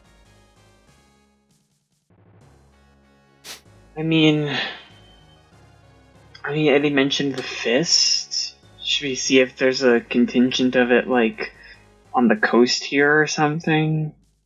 See if we can find an inn with his faction so maybe we can get him here faster? I don't hate that. I think that's a good idea. I mean, he's got more of a lead than we do at this point. And that is what we have to change. Give me an insight willpower check. Which one of us? Whoever is looking for Fist of Hephaestus. I'll say Becky. All right. Inside willpower. Nice. 15. 15. Hey. Yeah, that'll work. That'll do it. That'll get the job done. Yeah, you head down to the nearby coast. There's plenty of trade ships and things like that are loading up with all sorts of cargo, but you also see loading up with all sorts of military personnel, munitions, things like that. But you see a couple signs on the wall, and you get the feeling that partying up with Eddie would let you take advantage of some of his faction bonus that he's gotten. Mhm. And so the three of you popping into a party translates those symbols that you find written on some of these rocks into essentially the equivalent of a thieves' cant of like safety this way, resources this way, make sure you're not followed type of like wording as you make your way to as remote as you can get, kind of hidden away between a bunch of rocks, a fairly large cave. It's the type that just immediately opens up into like this massive room, and inside you see the banner for the Fist of Hephaestus. You see refugees and things like that. This is a more militant group than Eddie saw, so you see that it's a lot more like soldiers. There's weapons and armor and shields leaned up against the wall, boxes of supplies. It's ammunition, food, water, things like that. And there's a woman in front of a two boxes have been stacked up to be like a table with a map of Crete on it with several sort of pawns that's yelling and cursing at the other people in here. Like, if we can't get a fucking map right, how are we supposed to dismantle an entire goddamn regime? The fuck? You can't. I ask you to do one thing, Georgia. That's it. One. Get a map. The streets are all either letters or numbers. It's a fucking grid. Jesus Christ. Oh, Look. Go out there and do better. Okay? If you can't, there's plenty of help needed in Labyrinthos. Some nice, simple labor that maybe your nice, simple brain can get a handle of. Okay? Get out of my sight. Fuck. Got some hard asses at the head of the food chain. God damn. yes, indeed. I don't fuck with these guys. I think we know who to approach. You want to take point, or do you want me to? I'll take it. By all means, I don't feel equipped for this guy. All right, so Becky approaches the makeshift desk. Hail and well met, adventurer. Do you know how to make a fucking map?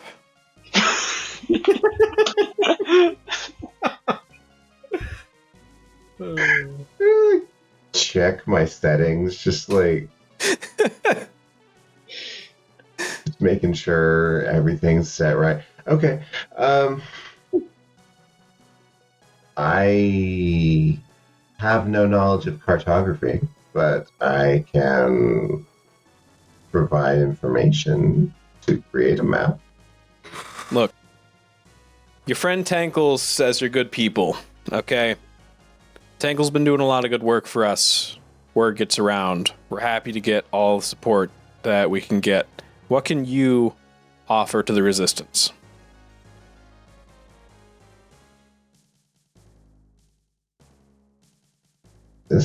Okay. knowledge. Great. We have some information brokers that we've identified in town, but they don't want to be seen talking with resistance scum, right? Someone new, a fresh face like you. You could get in there, you could get some info. They might be less hesitant to talk to you. You're less branded, less obvious, right? That's a good point. Yeah. Oh, damn it. It would be great if we could get any information on supply depots, troop movements, things like that. Anything that we can use to get in, anything that we could use to figure out what to target, anything that can help the resistance. I'll pay good for any information you bring me. Then we're going to get you information. Great. Point us in the right direction. All right. She looks at the map and she grimaces for a moment, then shakes her head and says, I've got 3 informants on the street. I'm going to send you to Klothos. Klothos is going to know the most about the movements of the troops. I think that's a good place to start, okay? If you can do that much, then maybe that can prove I trust you. Yeah? Yes, absolutely. We'll be there. All right. Should you need me, my name is Atena. Atena. Thank you, Atena. Certainly, Becky Beats. Hollow Point Phoebe. Welcome to the cause. Woo-hoo.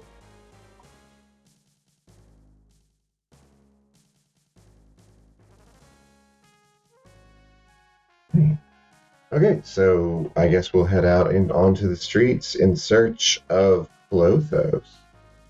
Yeah, you head to the street. Give me an insight willpower. All right, I can do that. Hopefully it'll be as good as that last one because that was fantastic. Not quite. A 7. A 7. Oh. Yeah, you hit the street looking for Clotho, and you realize kind of how tied down things are. The day-night cycle is shifting into night because it mirrors the real world time, and it's getting late at this point. And as it shifts to night, it seems that there's some sort of curfew, and most of the NPCs very quickly start to shuffle inside of various pubs, shops, things like that. And the part of the map that was circled by Atena, it is completely cleared out, essentially. No sign of Clotho in sight, or Klothos. Wonderful. Well, we'll have to find which building they went into. Did they provide us any information about Klothos, or just that they're an informant and an information broker? They're an informant and information broker. So the information you got about Klothos is this is the region that they're in. They're typically wearing very unassuming clothing, but you should be able to find them with a small spinning wheel, spinning some type of thread. Okay. Then it sounds like we need to search the nearby buildings for a spinner. Yeah. So as you begin to search through the buildings, we're going to pop back to Eddie. Huh.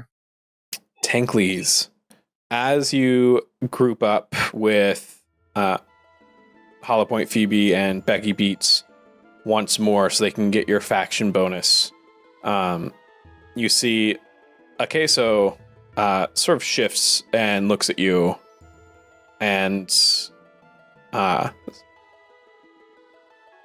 see you have friends in high places. Perhaps you are strong enough for some further information after all. I really appreciate the trust. I won't let you down. Give me a willpower insight. Your favorite role. My favorite. Second favorite. You don't mind willpower. Yeah. Second favorite to insight. Yeah. Okay, that is an 8. An 8. All right. Would you like to use any... I would like to use a fate point. Fabula point. Sorry. Let me take that back. I would like to use a Fabula point to... let me see if I want to re-roll or if I want to add invoking a bond. I can't really invoke a bond because nobody else is in the scene with me. So yeah, I'd have to spend a Fabula point to invoke a trait to re-roll just one dice. I'll re-roll the D8 because the D6 was a 6. So as good as that's going to get. And I'm going to invoke creativity. That it's the way that I approach and using all of this information based on the time that I've already put in, getting to know this faction. I deliberately drop terminology that I know is going to be very faction specific, that is likely to trigger a more, that I'm hoping will be likely to trigger a more beneficial response, simply because I'm mirroring here, the same, and I'm hoping that the programming, triggers off of language. Nope, that's still a 2, still an 8. No, I gave her a shot. You gave her a shot. I did. You did her best. Yeah. Yeah. Whew. All right. I'm going to give you a choice here. Okay. This is a choice that comes down to you. You do not get to phone a friend. Yes. You can either leverage your faction skill and knowledge to get information from a queso, or to help Becky and Diana find Clothos. I mean, I trust Becky and Diana to be very, very good at what they're doing. So I think that in order to feel a little bit less like I'm holding us back, a little bit more like I'm contributing, I want to focus that attention here. Use those resources here. Yeah. The queso sort of nods.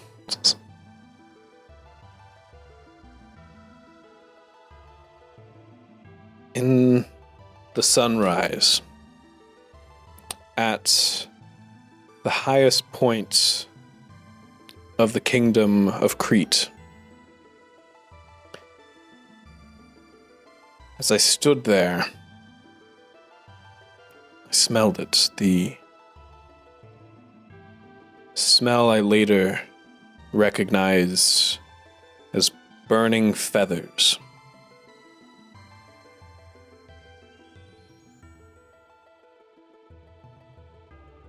But this smell did not linger.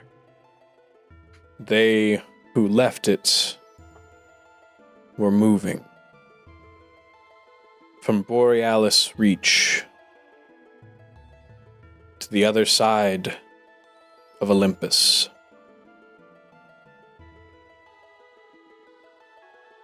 I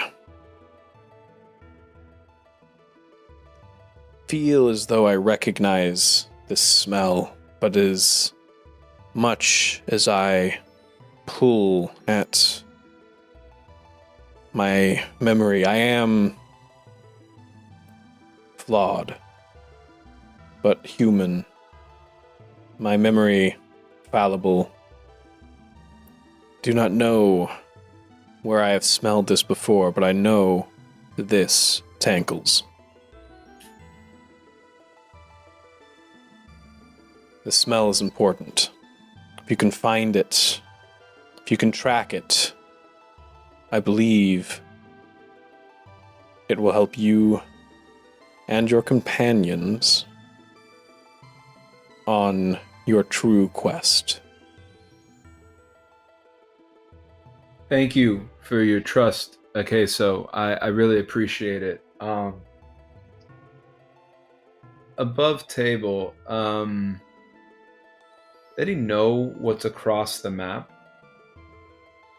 From the Borealis Reach? Yeah. Yeah, absolutely. Across the map from Borealis Reach, you basically have Borealis Reach, the kingdom of Crete, which sort of spans a huge part of the mountain. And then it's called the Kingdom of Athen. Okay. And it's also a militant kingdom, but not quite as like militant as Crete. It's more of a like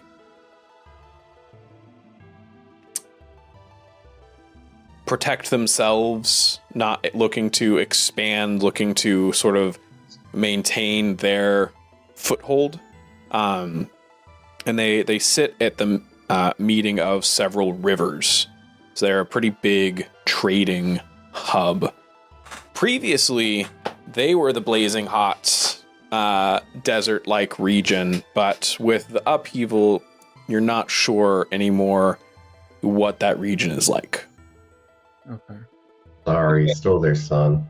He stole the sun. You kind of took it. You needed it. I love it so much. It's okay. It sounds like it might be more temperate now.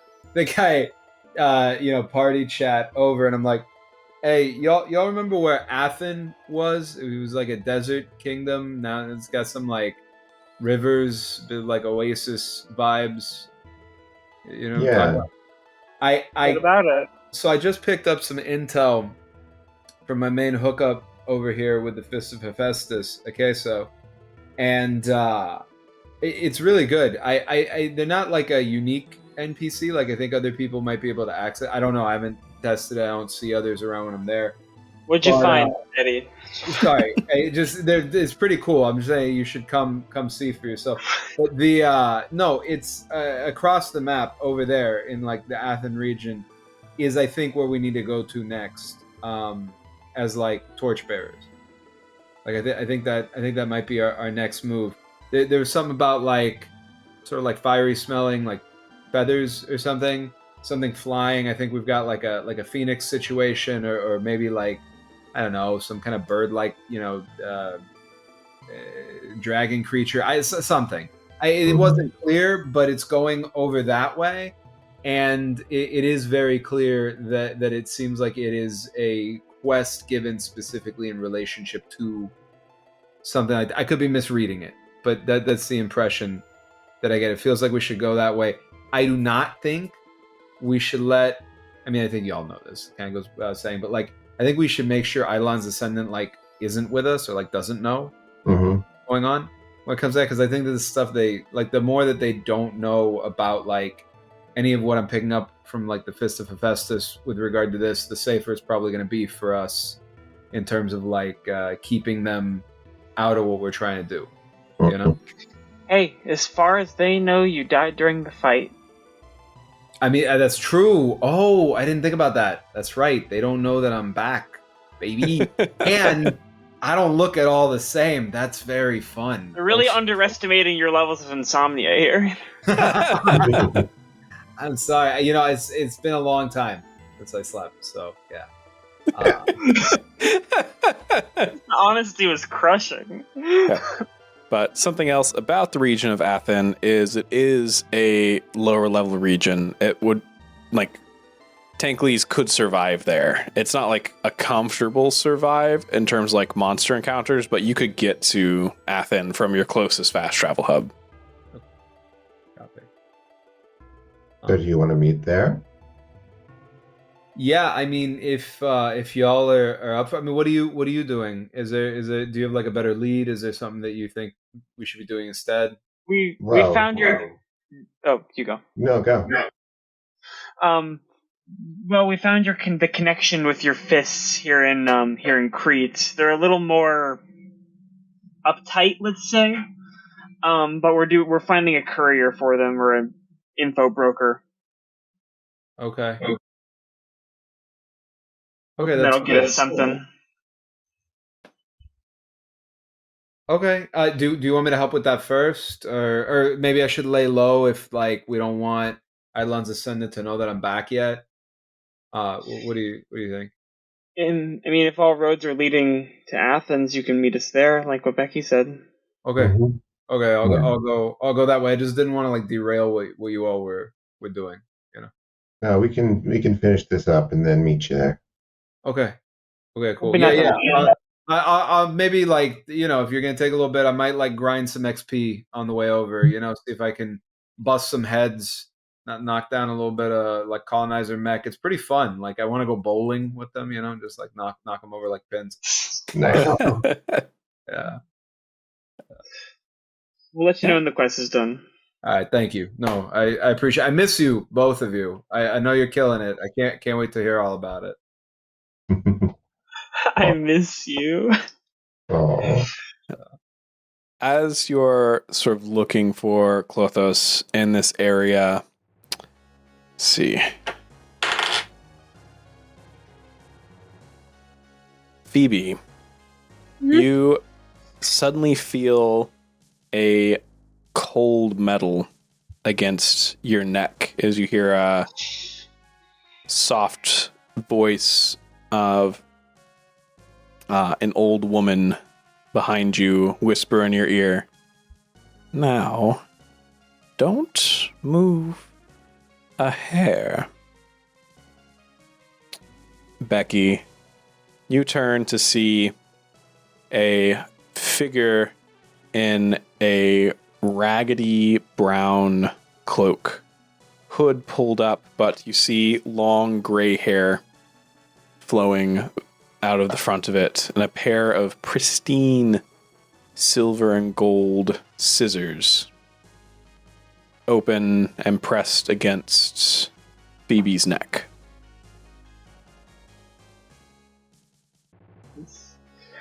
apropos of nothing, those are lovely scissors.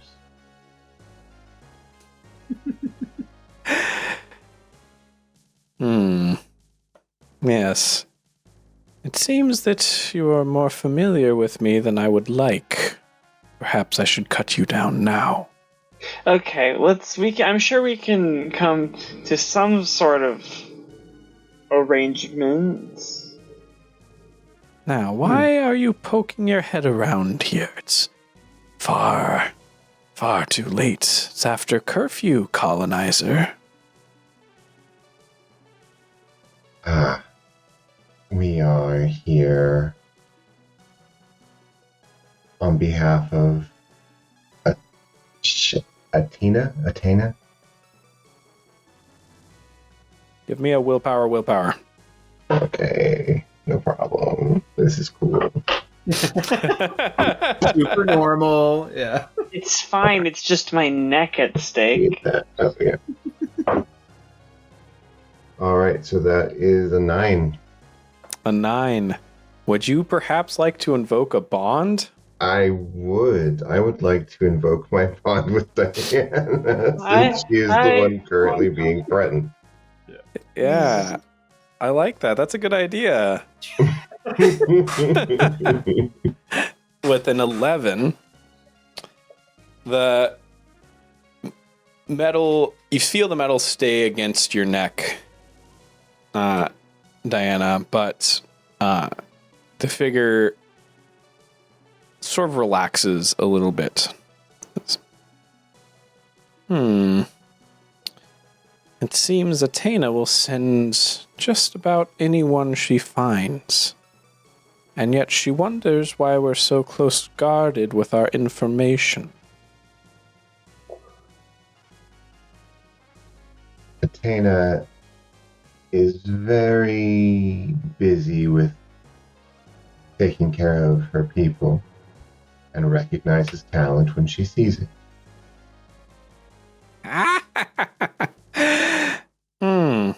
A humble sort. I've never seen a point to humility. It's just another form of lying. Yes. And that is why you walk around with one of the old light spirits. Ah. So you know of Astra? I know not of Astra in particular. Is that your name, little one? And Astra sort of nods shyly, hiding behind Becky. I do know you're a corruption of something that used to be. Something given life that shouldn't have been. A ripple in the fabric.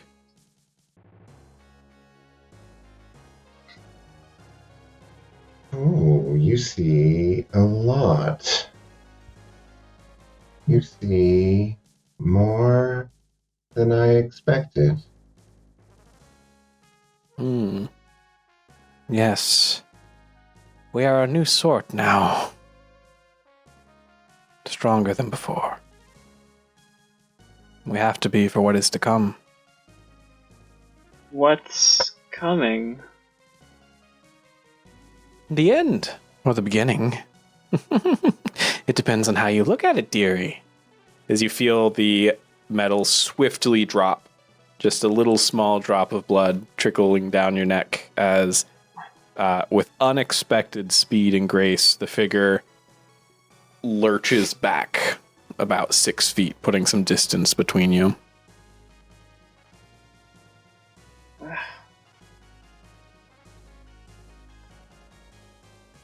Thank you.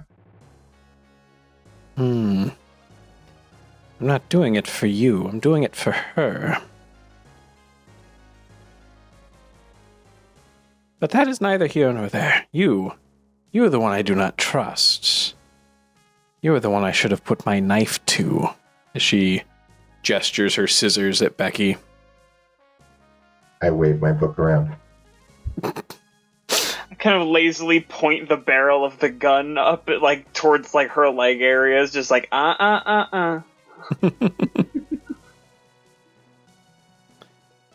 What is it you hunt for? Information, as though some knowledge will be the difference between your pitiful rebellion being quashed under the iron fist of Talos himself? Is that what you desire? Information? Information is what I desire.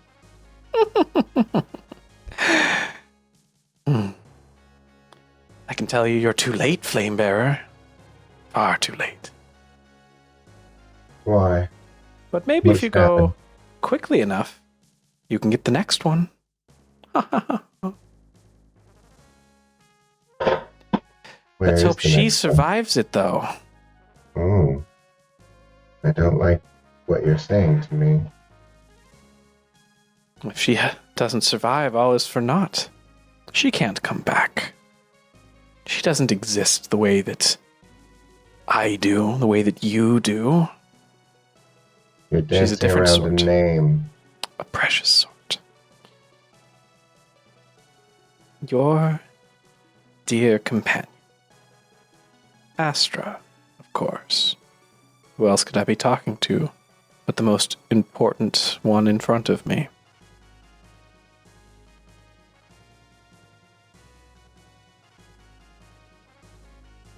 What's Astra got to do with the Hydras? What hasn't she got to do with the Hydras?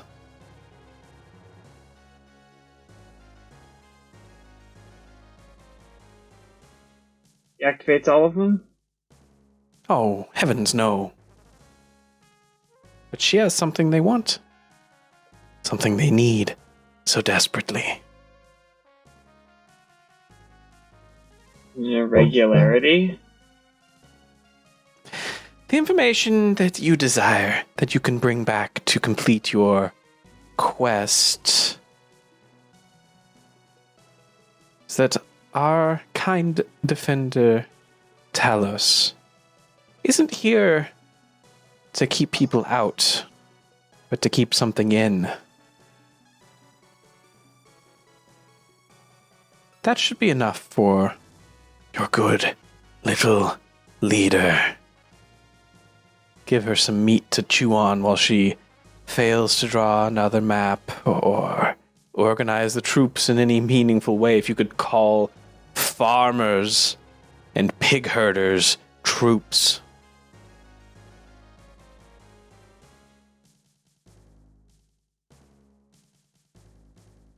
What would be meaningful to you? To me, You. to see it all come to a nice, clean end as she snaps the scissors and vanishes.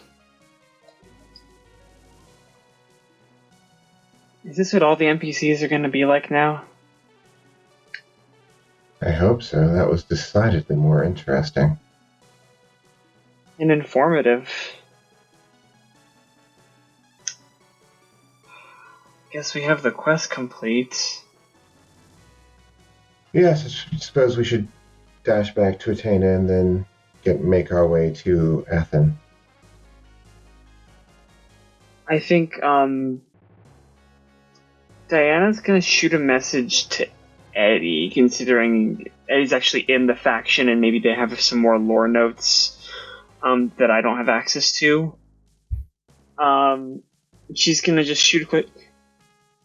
Hey Tankley's, quick question. What's in the center of Crete? Oh boy, a lot of stuff, and then I'd ask above table. Do you want me to roll for this, or Yeah, give me an insight. Your favorite roll. my very best roll? I will give you a baited +1 for your faction bonus. Thank you. That +1 is going to be beautiful. Hey, I rolled. Okay, so I rolled a 6 and a 5 with a +1 that gets me to a 12, which is literally as much as I could have gotten. I mean, I could have gotten a 13. That's pretty good. I am in Congratulations. I'm in love with that, and just I think that if you're okay with it, I would like to, just for the flavor as much as anything else at this point, invoke a bond with Diana, because I admire Diana so much. To then like Diana can hang. I'm super excited to be able to have this opportunity to talk about what I've been digging into all this time. And so just like very enthusiastic word vomit, right? Mhm. Everything. So that would be, sorry. So I'd spend a Fabula point for that. That brings me down to 6. It's 2 spent so far this time around. And it's using the admiration Diana can hang bond. I'm just like super duper excited. And I give you all of the lore, like the full dump of everything that I know He's about here for it. Crete. Yeah. Yeah, and in the center of Crete is the main military industrial complex. So you have the outer walls, and then there's a second set of inner walls around this, and this is the heart of their strongest mechs, their strongest weapons.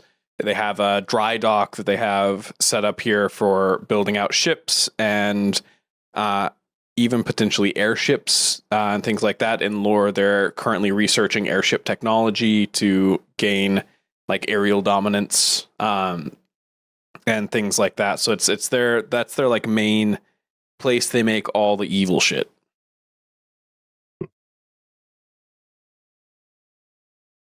So yeah, it's like the heart of the evil empire. You know what I mean? Like just the totality of this extractive nightmare of a place. It's centered there. So truthfully, like if I could burn that down, I know that we got to focus, right?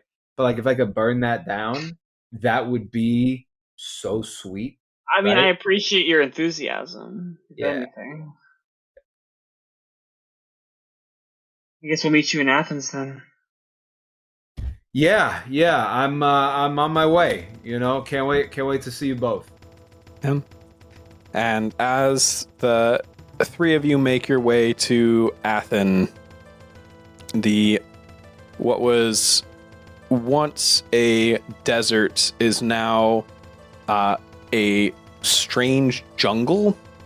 It's wet and hot and full of strange noises, green trees everywhere, plants everywhere.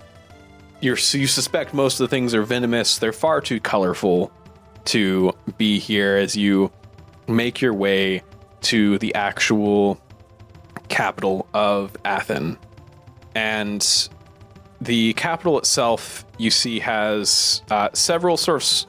They look more like Viking boats. They're like long boats, very long, very thin to navigate these particular rivers a little bit differently. They're very, very thin rivers, but very straight rivers as they sort of all intersect in this area. And as you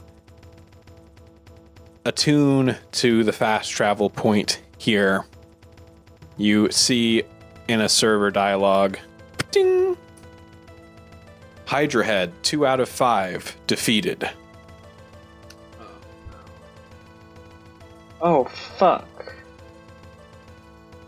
And that's where we end today's game. Damn it all! Well, Eddie 100% instantaneously blames himself. Oh, Slamming my fist into the translucent fast travel point. bummer. Bummer. Oh, man. But Dumber. who was it? Who was it? Who indeed? knows? I mean, Thank I you. gotta hope. Stealing bastard.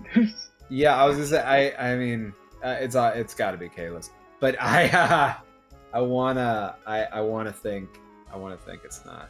We'll see. Whoever it wasn't us. Yeah. And that's Yeah. like, I think, yeah. That's where we end today's game. Thank you all for joining me in this special piece of cultural appropriation of the Greek mythology. I had a great time bastardizing it. I hope you did as well. For better takes on Greek mythology bastardization, make sure to go check out Hallie's Children. Much more respectful of the source material than we are here. But I had a whole lot of fun with y'all. Great game today. If you're not in the Discord, get in the Discord. The Discord's where it's at, and you want to be where it's at, right? It's the most comfortable living room. The floor is all beanbags just waiting for you to collapse in there after a long day grinding and power leveling your characters. Yeah, so get in there. We're waiting for you. We'll see y'all next week with episode 6 as we kick off the second half of Olympus. Until then, I love each and every one of you, and I hope that you have a wonderful rest of your day. Bye-bye. Bye-bye. Bye now.